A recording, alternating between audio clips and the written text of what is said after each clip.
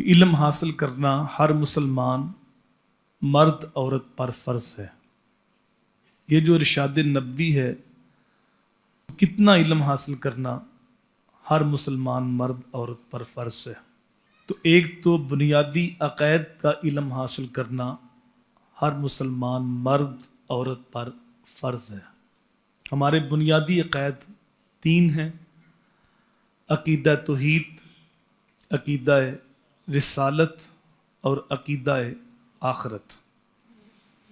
یہ بنیادی عقائد ہیں۔ کچھ عقائد ان عقائد کے ساتھ جڑے ہوئے ہیں: اچھی بری تقدیر کا علم، فرشتوں کا علم، آسمانی کتابوں کا علم۔ تو یہ عقائد کے بارے جو علم ہے وہ ہر مسلمان مرد عورت پہ سیکھنا لازم ہے۔ اس کے بعد پھر اعمال کا علم، جن اسلام کی جو بنیاد ہے وہ 5 چیزوں پہ ہے۔ ایمان لانے کے بعد جو نماز ہے وہ تو ہر مسلمان مرد عورت عاقل بالغ پہ فرض ہے۔ تو جب انسان بالغ ہو گیا، چاہے وہ مرد ہے چاہے عورت، تو نماز کی شرائط، فرائض، واجبات، اس کا سیکھنا اس کے اوپر لازم ہو گیا۔ نماز کی شرائط میں سے ایک شرط ہے طہارت، تو اب اس کو طہارت کا علم پہلے آئے گا۔ عورت ہے تو حید و نفاس کے مسائل جانتی ہو، مرد ہے تو اس کو پاکی پلیتی کا علم ہو، وضو کرنے کا علم ہو، وضو جن چیزوں سے ٹوٹتا ان کا علم ہو، تو پھر اس کی نماز درست ہوگی۔ اسی طرح روزہ ہے تو وہ بھی ہر مسلمان پہ فرض ہے۔ تو روزے کا علم جاننا، روزہ کن چیزوں سے ٹوٹتا ہے، کن چیزوں سے مکروہ ہوتا ہے، اس کا علم سیکھنا بھی فرض ہے۔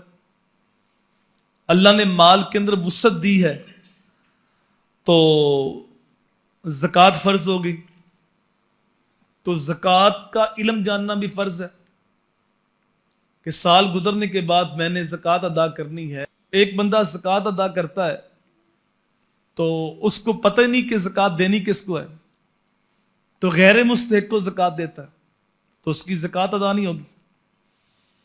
اس طرح ایک بندہ ظہر کی نماز ادا کرتا ہے لیکن ظہر کا وقت ہی نہیں ہوا ابھی، تو پہلے ہی پڑھ لیتے ہیں تو اس کی نماز نہیں ہوگی۔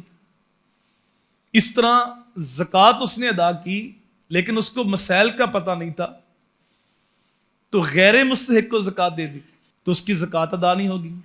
کتنے لوگ جو ہے وہ کہتے ہیں ہم سارا سال ہی زکوٰۃ نکالتے رہتے ہیں، جو بھی بندہ آیا اس کو پیسے دے دیتے ہیں تو وہ زکوٰۃ کے کھاتے میں لکھ دیتے ہیں، تو وہ بہت سارے لوگ پیشہ ور مانگنے والے ہوتے ہیں تو زکوٰۃ ادا نہیں ہوتی۔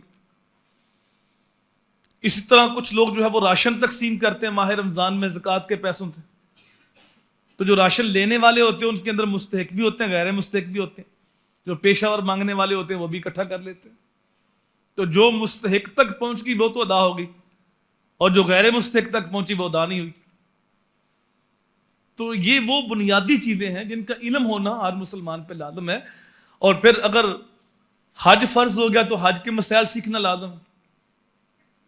تو جو چیز تمہارے اوپر فرض ہوگی، جو عبادت تم کر رہے ہو، تو اس کے بارے علم کا حاصل کرنا تمہارے اوپر فرض ہے۔